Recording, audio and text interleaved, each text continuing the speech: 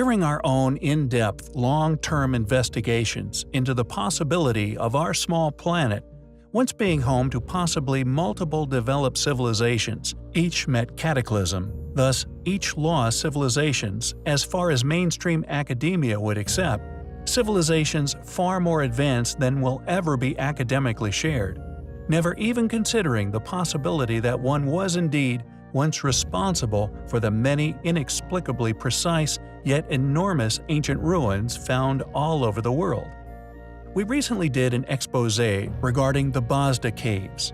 Located within Turkey, we covered the many ancient tool marks present within the caves.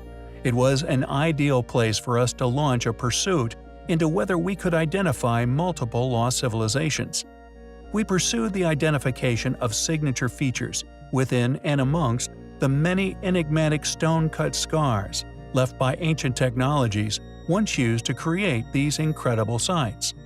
In doing so, we identified a signature within the block building of one specific civilization, whose ruins dot Greece, Egypt, and far beyond, whose signature also present at this circular mound. Discovered by mainstream archaeologists a while ago, yet regardless Greece's culture ministry, warning against overboard speculation that an ancient artificial mound being excavated could contain a royal Macedonian grave, or even Alexander the Great. The mainstream awareness of the site, it seems, was successfully suppressed. Regardless, due to our own independent investigations into a civilization who once constructed a number of ruins still unexplained, identifying their signature present at the site, it is unquestionably an ancient structure of a now lost and suppressed civilization. Now known as the Casta tomb, it was, intriguingly, adorned with a pair of sphinxes, whose heads are missing. Alas, we have previously addressed this mass destruction, with many other sphinx heads destroyed, in an effort to suppress Anubis as its true identity, and the sphinx's true canine origins. Yet alas, the main stonework is the smoking god.